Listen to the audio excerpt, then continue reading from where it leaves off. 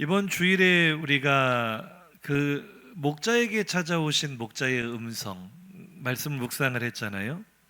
삶에 치이고 많은 문제에 지쳐 있는 나에게 아무도 나를 알아주지 않지만 내가 묵묵히 지켜왔던 내 삶의 자리, 사명의 자리에 다가오신 주님의 음성, 나를 알아주시는 그 음성이 우리에게 위로가 된 줄로 믿습니다. 나 홀로 삶의 자리에서 외로운 싸움을 하고 있는 우리 성도들을 위로하시려고, 구원하시려고 우리 주님이 오신 줄로 믿습니다. 주일날 말씀을 전하고 나서 권사님 한 분이, 목사님, 아무도 보이지 않는 곳에서 눈물로 땀으로 이렇게 수고했던 시간들이 있었는데 오늘 말씀을 통해 하나님이 위로해 주시는 것 같았어요. 그런 문자를 보내셨더라고요. 하나님께서 위로하신 줄로 믿습니다. 권사님뿐 아니라 우리 모든 성도들에게 위로의 음성으로 다가오신 줄로 믿습니다. 그 메시지가 누가복음 2장 10절에서 11절이거든요. 우리가 잘 아는 말씀이지만 온 백성에게 미칠 큰 기쁨의 소식, 여기에만 집중했지만 이 기쁜 복음을 누구에게 주셨어요? 너희에게. 내 삶의 자리를 묵묵히 지키고 있었던 우리 성도들에게 복음을 주셨어요. 누구를 위하여 구주가 나셨어요? 너희를 위하여, 우리를 위해서요. 옆 사람 보고 한 번 더 인사하시죠. 그대를 위해서 구주가 나셨습니다.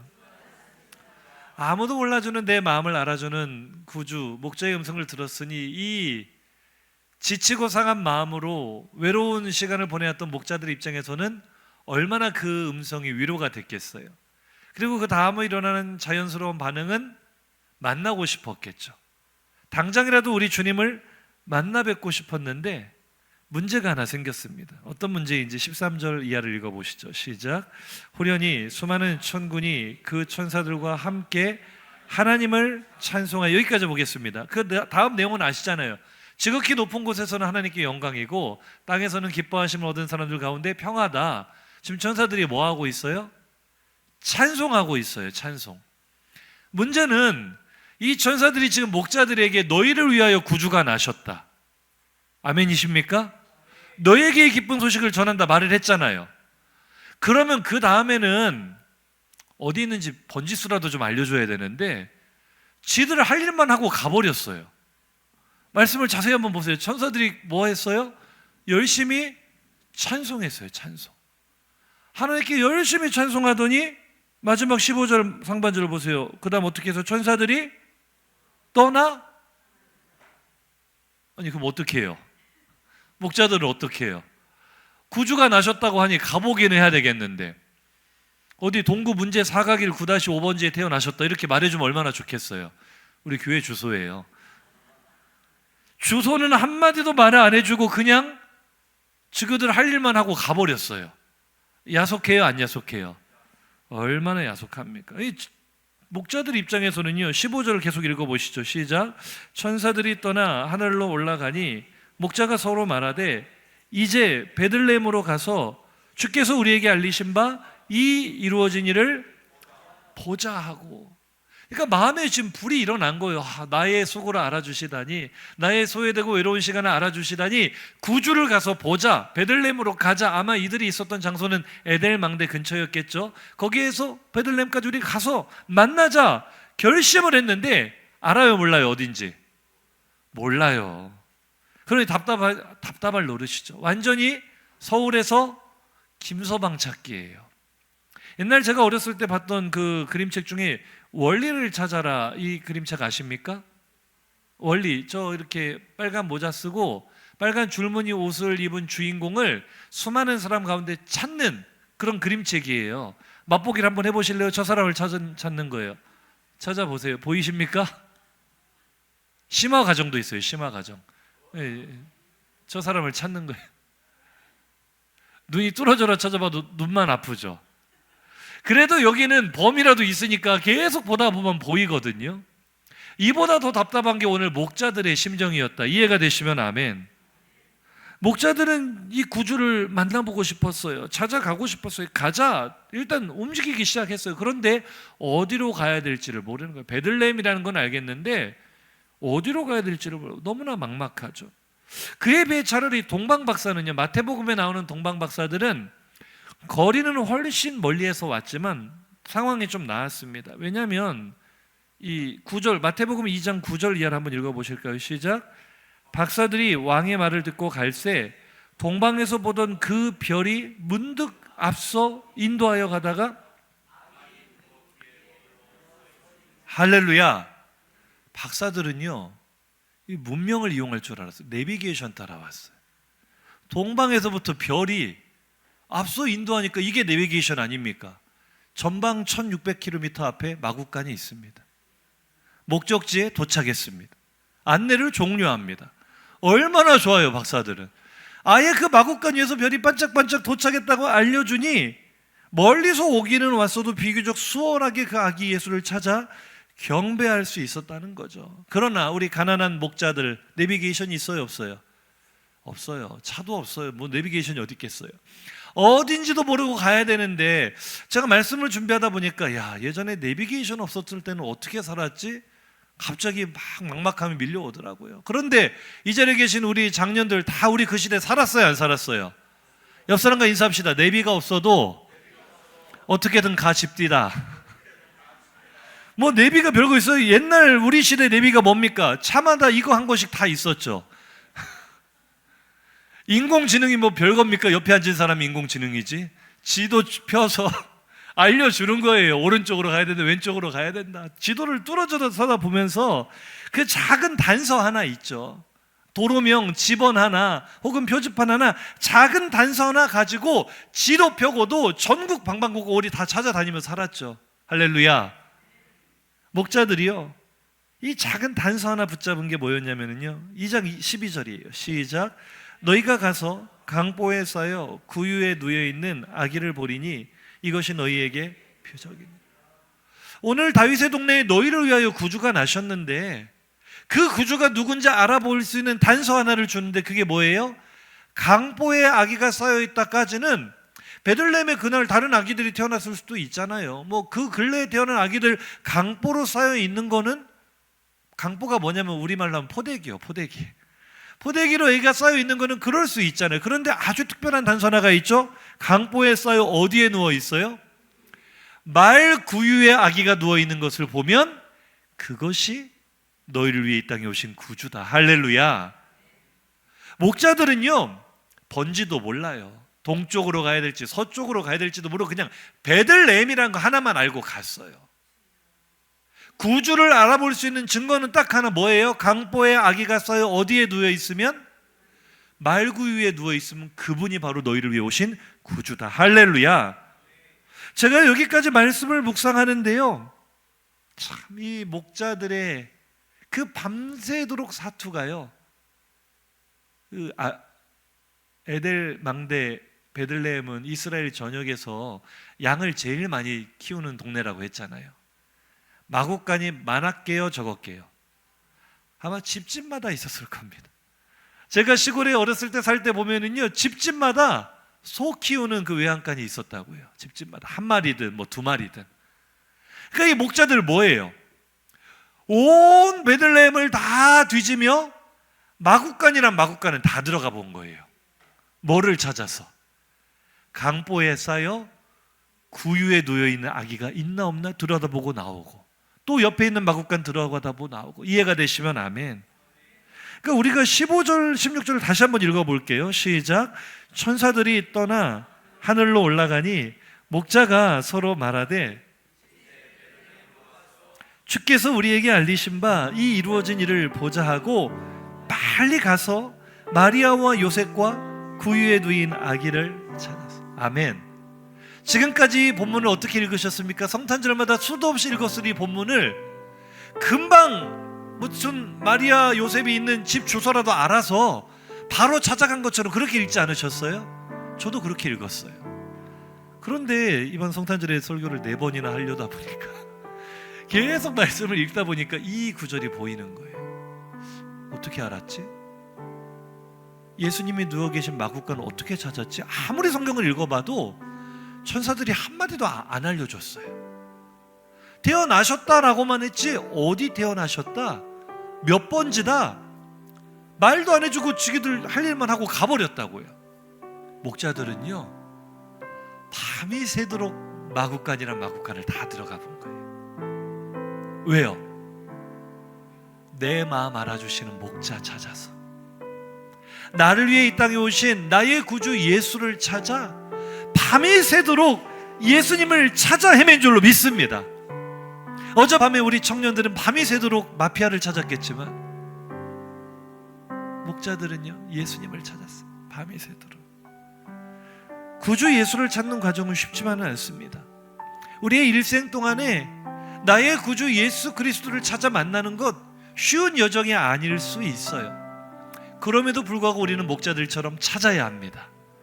우리의 구주 예수를 만나야 합니다. 왜냐하면 그 예수님처럼 내 마음을 알아주시고 내 마음을 위로하시고 나를 사망의 음침한 골짜기에서도 보호하시고 깊은 웅덩이와 수렁에서도 건져내시는 좋으신 목자는 우리 주님밖에 없기 때문입니다. 찬양의 가사를 생각하며 함께 부르시죠. 주님과 같이 내 마음 만지는 분은 없네. 오랜 세월 찾아 난 알았네. 내게 주밖에. 우리 본문의 목자들의 심정으로 고백합시다. 주님과 같이 주님과 같이 내 마음 알아주시는 분 없어. 내 마음 만져주시는 분 없어. 내 마음 만지는 분은 없네. 오랜 세월 밤이 새도록 오랜 세월 힘이 지나도록 찾아 주님을 찾읍시다. 주님을 만납시다. 주밖에 없네. 주자비 강같이 흐르고 주 손길 치료하네. 고통받는 자녀 부으시니 주밖에 없네. 주님과 같이 내 마음을 만져주시는 목자가 없습니다. 나를 알아주시는 목자가 없습니다. 나를 건져주시는 구원자는 오직 예수뿐입니다. 우리 그분을 찾읍시다. 오랜 세월 찾아 난 알았네. 내게 주밖에 없네. 할렐루야. 오늘 밤이 새도록 우리를 위하여 이 땅에 오신 아기 예수를 찾아 마구간마다 들어가 헤매는 이 목자들의 모습처럼 우리는 주님을 찾고 또 찾아야 합니다. 그것이 우리 신앙의 여정입니다. 주님 날 위해 오셨으니 알아서 나를 찾아와 주세요라고 말한다는 것은 아직 내가 주님 없이도 살만한 거예요. 아직은 목자 없이도 살만한 거예요. 그러나 진짜 인생의 고단함과 외로움과 공허함에 짓눌린 사람은요, 사슴이 시냇물을 찾아 헤매는 것처럼 갈급함으로 나의 목자를 찾게 되어 있습니다. 내 목자를 찾아 만나지 못하면 내가 살 수 없다는 마음으로 주님을 찾아야 될 줄로 믿습니다. 왜요? 그 주님이 나를 만져주시니까요. 나를 치료해 주시니까요. 나를 인도해 주시니까요. 우리 오늘 이 목자들의 모습 속에서 우리 2025년 한 해를 돌아봤으면 좋겠습니다. 올 한 해 동안 나는 얼마나 예수님을 간절히 찾았습니까? 얼마나 간절히 주님을 찾았는지 돌아보시기 바랍니다. 주님을 만나기 위해, 더 깊이 주님을 알아가기 위해, 주님과 더 친밀하게 교제하기 위해 밤을 새워가는 열정으로 말씀을 붙잡으셨습니까? 새벽을 깨우며 기도의 불을 꺼뜨리지 않으셨습니까? 예배에 목숨을 걸고 온 마음과 정성을 쏟으셨습니까? 이웃과 지체를 사랑하고 섬기셨습니까? 어느 순간 내 마음이 무미건조해지고 예배를 드릴 때도 은혜를 받지 못하고 있다면 사실은 다른 것이 문제가 아니라 어느 순간 내가 주님을 간절히 찾지 않았구나라는 걸 깨닫게 되는 거예요. 성탄이 다가오면 우리 주님 오신 날이지 머리로는 알지만 오늘 그분을 만나기 위해 갈급함으로 밤이 새도록 마국간을 찾아다니는 목자들의 심정이 우리에게 없어졌던 거예요. 많이 식어버린 거예요. 그렇게 차가운 마음으로 교회를 오가기만 하면 은혜를 받지 못하는 거죠. 성탄의 은혜를 누리지 못하는 것이죠. 오늘 이 시간 우리가 성탄의 은혜를 진정으로 누리기 원한다면 목자들의 열정이 필요한 줄로 믿습니다. 주님을 찾고 만나려는 노력의 흔적들이 필요한 줄로 믿습니다. 찾으시기 바랍니다. 옆 사람과 인사하시죠. 주님을 찾으셨습니까? 주님을 만나셨습니까? 오늘 그런 은혜가 있기를 예수 이름으로 축복합니다. 오늘 성탄 감사 예배 이 자리가 우리 주님을 간절히 찾고 우리 주님을 더 깊이 만나는 은혜의 자리, 감격의 자리가 되기를 다시 한번 축복합니다. 말씀을 정리할 건데요, 그럼 우리 주님을 찾고 만났으면 그 다음은 어떻게 해야 돼요? 이게 오늘 나누고 싶은 주제입니다. 결론입니다. 주님을 찾은 후에는 어떻게 해야 될까? 오늘 보면 20절 읽어보겠습니다. 시작. 목자들은 자기들에게 이르던 바와 같이 듣고 본 그 모든 것으로 인하여 하나님께 영광을 돌리고 찬송하며 어떻게 했다고요? 예수님을 찾았어요? 만났어요? 그 다음 결론은 뭐예요? 돌아가야죠. 예수님을 찾은 다음에 우리가 뭘 해야 된다고요? 다시 돌아가야 됩니다. 지금까지 지켜왔던 삶의 자리로, 사명의 자리로, 목자의 자리로 돌아가시기 바랍니다. 오늘 내가 예수를 간절히 찾고 만났다고 해서요, 내가 할 일을 누가 대신해 주지는 않습니다. 이해가 되시면 아멘. 우리 출근하시는 직장인들 슬프지만 오늘 성탄절이 끝나면 내일은 또 출근입니다. 내일은 또 일상입니다. 우리는 다시 지긋지긋하고 외로운 삶의 자리로 돌아가야 됩니다. 지금까지 해왔던 대로 또 묵묵히 살아가야 합니다. 그런데요, 내가 지켜온 그 목자의 자리로 다시 돌아가는 그 발걸음은 이제 더 이상 그렇게 무겁지만은 않을 줄로 믿습니다. 오늘 목자들이 그걸 우리에게 보여주는 거예요. 목자들이 예수님을 찾아 헤맬 때는 갈급함으로 정신없이 찾았을지 모르겠지만 찾고 나서 돌아가는 발걸음은 가벼웠을 거예요. 왜요? 이제는 내가 혼자가 아니기 때문이죠. 내가 간절히 찾고 만난 예수께서 나와 함께 하시는 분이란 걸 알았기 때문이죠. 그분은 임마누엘 하나님이십니다. 마태복음 1장 23절입니다. 시작. 보라, 처녀가 잉태하여 아들을 낳을 것이요 그의 이름은 임마누엘이라 하리라 하셨으니 이를 번역한즉 하나님이 우리와 함께 계시다 함이라. 아멘. 오늘 목자들이 밤새도록 찾은 그 예수님은요, 우리가 간절히 찾고 두드리며 만나야 될 예수님은요, 임마누엘이십니다. 번역하면 우리와 언제나 함께 하신 하나님이십니다. 내가 어디를 가든지 어디에 있든지 나와 함께 하시는 임마누엘 주님을 만났다면 주와 함께 가는 그 길, 가난해도 외로워도 서러워도 아무도 알아주지 않아도 넉넉히 견딜 수 있는 줄로 믿습니다. 넉넉히 이길 수 있는 줄로 믿습니다. 왜요? 임마누엘 주님은 나의 기쁨이 되시기 때문이죠. 나의 위로가 되기 때문이죠. 나의 평안이 되기 때문입니다. 오늘 이 예배를 마치고 성탄절을 마치고 삶의 자리로 돌아갈 때는 혼자 가지 마시고 목자 대신 주님 모시고 가시기 바랍니다. 주님 따라가시기 바랍니다. 주님과 함께 가시기 바랍니다. 그 자리가 천국이 될 줄로 믿습니다. 목자들의 발걸음은 정말 가벼웠을 거예요. 20절 다시 한번 읽어보세요. 시작. 목자들은 자기들에게 이르던 바와 같이 듣고 본 그 모든 것으로 인하여 하나님께 영광을 돌리고 찬송하며 돌아가니라. 아멘. 얼마나 기뻤으면 돌아가는 발걸음이요, 사실 상식적으로 생각하면 기쁠 일이 없죠. 왜냐하면 밤새도록 딴짓했거든요. 양 쳐야 되는데, 양 돌봐야 되는데 밤새도록 뭐하고 다녔어요? 마국간 찾아다니면서 아기 예수 만나려고 자기들이 일해야 될 시간을 허비했기 때문에 돌아가면은 일이 산더미예요. 누가 아무도 대신해 주지 않아요. 그러면 짜증이 날 것도 같은데, 근심이 될 것도 같은데 이들은 찬송하며 갔어요. 왜요? 이제는 임마누엘 주님이 같이 가시기 때문이죠. 우리 가정에 많은 문제가 여전히 있습니까? 내 삶에 복잡하고 해결되지 않은 아픔들이 여전히 있습니까? 우리는 그 자리로 다시 돌아갈 겁니다. 그러나 임마누엘 주님이 함께 가실 것입니다. 그분이 나의 모든 문제 가운데 나와 함께 하시며 지혜도 주시고 용기도 주시고 위로도 해주시고 치료도 해주실 것입니다. 그분과 함께 간다면 우리는 늘 찬송하며 살아갈 수 있습니다. 우리의 삶의 자리에 찬송에 멈추지 않기를 주의 이름으로 축복합니다. 한 가지 더요. 그들이 돌아가는 걸음은 찬송하며 돌아가는 길이었고 또 한 가지는 복음을 전하는 걸음이었어요. 2장 17절입니다. 시작. 보고 천사가 자기들에게 이 아기에 대하여 말한 것을 전하니. 아멘.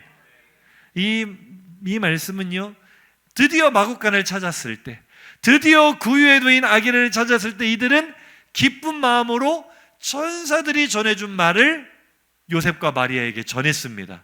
이 아기는 보통 아기가 아닙니다. 오늘 다윗의 동네에 하나님이 보내신, 우리를 위하여 보내신 구주이십니다. 메시아이십니다. 그들은 처음 증인이 되었어요. 예수의 오심을 처음으로 선포하는 증인이 되었어요. 자, 그럼 퀴즈입니다. 이들이 그 말을 전하고 아기 예수께 경배하고 이제 다시 어떻게 했어요? 삶의 자리로 돌아갔다고요. 찬송하면서 돌아갔다고요. 자, 퀴즈입니다. 이들이 돌아가면서 다른 사람에게는 이 말을 했을까요? 안 했을까요? 자기가 보고 들은 이 복음을 전했을까요? 안 전했을까요? 할렐루야, 신령하십니다. 너무 잘하십니다. 이들이 하나님께 영광을 올려드렸다는 것은 증인이 되었다는 거예요.